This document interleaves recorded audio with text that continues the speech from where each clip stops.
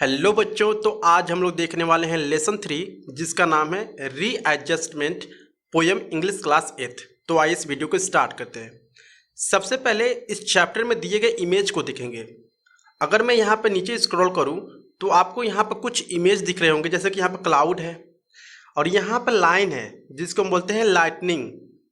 जब बादल में कुछ ब्राइट कलर के लाइट दिखते हैं एक लाइन में तो उसको बोलते हैं लाइटनिंग। बाकी हम नीचे आए तो यहाँ पर हम लोग देखेंगे कि कुछ बारिश की बूंदें धरती की तरफ जा रही है।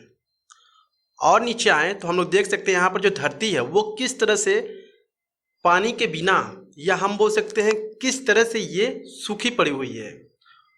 ठीक है, तो ये जो पोएम है बेसिकली ये एक तरह से मोटिवेशन टाइप का पोएम है।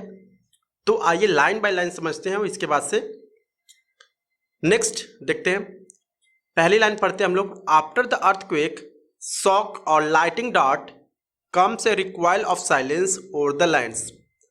After the earthquake shock means कि जब भी कभी पृथ्वी पर या धरती पर भूकंप आता है, और लाइटिंग डॉट मीन्स कि जब बादल चमकते हैं, comes A recoil of silence means कि पूरी धरती पे क्या हो जाता है, पृथ्वी पर एक तरह से सन्नाटा फैल जाता है या शांति सा हो जाता है। नेक्स्ट लाइन पढ़ते हैं। एंड देन, और इसके बाद with pulses hot and curing hands earth call up carries to her mighty heart. Pulses का मतलब होता है यहाँ पर एक तरह का वाइब्रेशंस। जब इस तरह की चीज़ें होती हैं धरती पर तो एक तरह का वाइब्रेशन होता है। जब भी अर्थक्वेक आता है तो आप महसूस किए होंगे या लोग कहते हैं कि क्या होता है, एक तरह से पहले वाइब्रेशन होती है, इसके बाद से जो अर्थ होती है, पृथ्वी होती है, काला करीज मीन्स कि अपने साहस को बुलाती है, मीन्स कि वो अपने साहस को इकट्ठा करती है। किस लिए? इन सारे परेशानियों को झेलने के लिए। ठीक है, या इन सारे परेशानियों को हम बोल सकते हैं एक्चुअली में सहन करने के लिए। माइटी का मतलब होता है पावरफुल। जो धरती होती है वो काफ़ी पावरफुल होती है इस तरह के चीज़ों को सहन करने के लिए। चाहे वो भूकंप आए, आंधी तूफान आए, उसको कोई भी छत नहीं होता है। नेक्स्ट देखते हैं। Plies every tender compassionating art draw her green flowery veil above the scar. Means कि जब ये सारी चीज़ें हो जाती हैं, लाइक अर्थक्वेक आ जाती हैं, लाइटनिंग होने लगती है, आंधी तूफान आ जाती है, इसके बावजूद भी क्या होता है, जो धरती होता है, ठीक है, कुछ समय बाद अपने आप को रिकवर कर लेती है। ठीक है, किस तरह रिकवर करती है?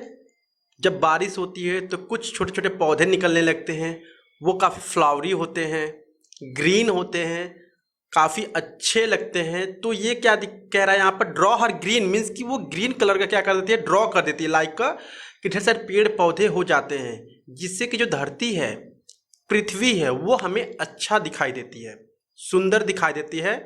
अबव द स्कार, स्कार का मतलब कि इस क्षतिपूर्ण, हम बोल सकते हैं जो नुकसान हुआ है उस पर ये जो ग्रीन चीज़ें हैं आ जाती हैं, पेड़ पौधे, तो वो जो हम बोल सकते हैं जो क्षति पहुंचा होता है वो एक तरह से हाइड हो जाता है। ठीक है, और ये हमें जो अच्छी चीज़ें हैं वो दिखना शुरू हो जाती है।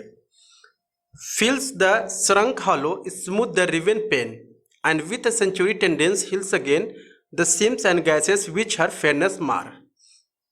पहले दो लाइन का मतलब समझते हैं। Fill the shrunk hollow means कि जो जमीन में हॉलो होती हैं, ठीक है, जो जमीन में हम बोल सकते हैं एक तरह से गैप होती हैं, उसको फील कर देता है। किसके थ्रू? बारिश के थ्रू। ठीक है, जितने भी प्लेन होते हैं, मीन्स कि जो हम देख सकते हैं इस इमेज में, जैसे जो धरती है वो किस तरह से यहाँ पर हो गई है। ठीक है, मतलब उबड़ खाबड़ हो गई है और यहाँ पर गैप आ गई है पानी के बिना। तो क्या होता है, जब पानी मीन्स कि जब बारिश होती है तो उसके थ्रू क्या होता है, ये जो ज़मीन है, पृथ्वी है, वो स्मूथ हो जाती है, प्लेन हो जाती है, और उसके ऊपर ग्रीन कलर के मीन्स की पेड़ पौधे आ जाते हैं। अब देखते हैं। Plies every tender compassionating art draw her green flowery veil above the scar. Fill the shrunk hollow smooth the riven plain and with century tendance heals again the seams and gases which her fairness mark. अब century tendance, अब tendance का मतलब होता है basically यहाँ पर क्या कि काफ़ी मुलायम हो जाता है। क्या, जो हम बोल सकते हैं धरती है वो काफ़ी मुलायम हो जाती है। कंपैशनेटिंग आर्ट का मतलब होता है पूर्ति करना। कंपैशनेटिंग का मतलब होता है पूर्ति करना, मीन्स कि जो भी नुकसान हुआ रहता है धरती पर वो एक तरह से पूर्ति हो जाती है, मीन्स कि वो फिलअप हो जाती है। नेक्स्ट है the sims and gases which have fairness mark. Sims का मतलब यहाँ पर हो जाएगा एक्चुअली में तेजी से, ठीक है। एंड गैसेस का मतलब हो जाएगा कि परत जो निशान होती है, विच आर फेयरनेस मार। मार का मतलब होता है क्षति या बिगाड़ना। जो भी क्षति पहुंचा होता है पृथ्वी पर वो काफ़ी तेजी से क्या हो जाती है, फिलअप हो जाती है, कंप्लीट हो जाती है और फिर से पुनः वो रिकवर हो जाती है, ठीक है। So we when sudden woe like lighting speed find us and smite us in our guarded place. Means की सो वी यानी तो हमें, when we sudden woe like, woe means होता है शोक, लाइक लाइटनिंग स्पीड, स्पीड का मतलब होता है भागना या मतलब कि तेजी से। कभी एक्चुअली में छिपने की कोशिश करते हैं इन सारे परेशानियों से, जैसे लाइफ में भी ये अप्लाई होता है। अगर हम किसी भी परेशानी से बचने की कोशिश करते हैं तो जो परेशानी होती है ना जानबूझ के हमारे पीछे पड़ जाती है और वो हमें क्षति पहुंचाती है, मीन्स कि नुकसान पहुंचाती ही है। तो यहाँ पर वही चीज़ें बता रही हैं, ठीक है। Find us a smites us in our guarded place. अब इसका मतलब क्या हो जाएगा देखते हैं। डीजे smites in our guarded place का मतलब होता है hit us in the place where we think we are safe. Means कि जहाँ पर हम लोग अपने आप को सोचते हैं कि हम लोग यहाँ पर क्या है, सेफ है, हमारा कुछ नहीं हो सकता है, सेम वहीं पर आपका क्या होता है, नुकसान होता है या लोग आपको क्या करते हैं, यूज करते हैं या आपको धोखा देते हैं। मीन्स कि अगर फ्रेंड्स की बात करें तो मीन्स कि दुश्मन तो अलग चीज़ें हैं, ठीक है, लेकिन दुश्मन तो ठीक है, आपका वो कोई भी बुरा वक्त सोचता है कि इस इंसान का बुरा वक्त आ जाए, लेकिन आप जिसके साथ रहते हो, आपके जो करीबी होते हैं वही आपके मेन दुश्मन होते हैं, आपके बर्बाद होने का कारण होते हैं। क्यों? क्योंकि आप उन पे विश्वास करते हैं और विश्वास करके आप उन पे कहीं भी जा सकते हैं। इसके थ्रू क्या हो सकता है, आपका काफ़ी नुकसान हो सकता है। तो यहाँ पे कहा जा रहा है कि जिस चीज़ पर यानी जहाँ हम लोग सोचते हैं कि हम लोग सेफ हैं, सेम वही जगह पर हमें नुकसान पहुँचता है। After one brief bewildered moment space by the same heavenly instinct taught and led। heavenly का मतलब होता है सुखद, यानी कि अगर हम लोग क्या करते हैं कि इस तरह की जो भी टीचिंग्स है, मीन्स कि जो हम लोग सीख रहे हैं इस तरह की चीज़ें कि हमें किस तरह से रहना चाहिए, किसके साथ हम लोग रह सकते हैं, किसके साथ हम लोग सिक्योर हैं, सेफ है, तो क्या होता है इस तरह की जो चीज़ें हैं वो हमें सिखाती है कि हमें किसके साथ रहना है और किसके साथ नहीं रहना, कहाँ पर हमारा नुकसान हो सकता है और कहाँ पर हमारा नुकसान नहीं होगा। इंस्टिंक्ट की बात करें तो उसका मतलब होता है सूझबूझ या प्रकृति।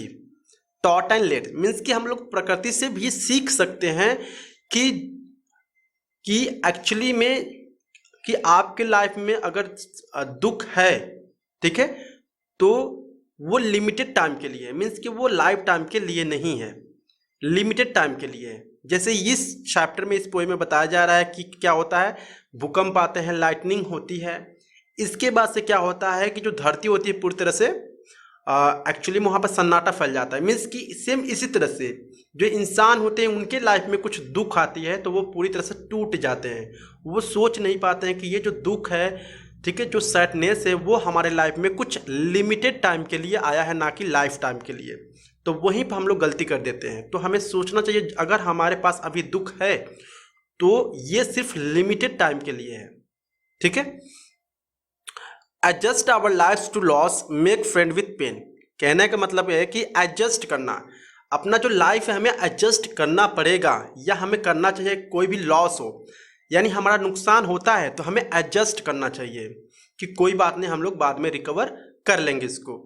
Make friend with pain, make friend with का मेक फ्रेंड विथ पेन का मतलब होता है, नीचे दिया गया, यहाँ पे देख सकते हो कि यहाँ पर मेक फ्रेंड विथ पेन का मतलब होता है learn to live with pain. Means कि हमें सीखना चाहिए किस तरह से हम लोग पेन के साथ यानी दुख के साथ हम लोग किस तरह से अपने लाइफ को जी सकते हैं आसानी से, ठीक है।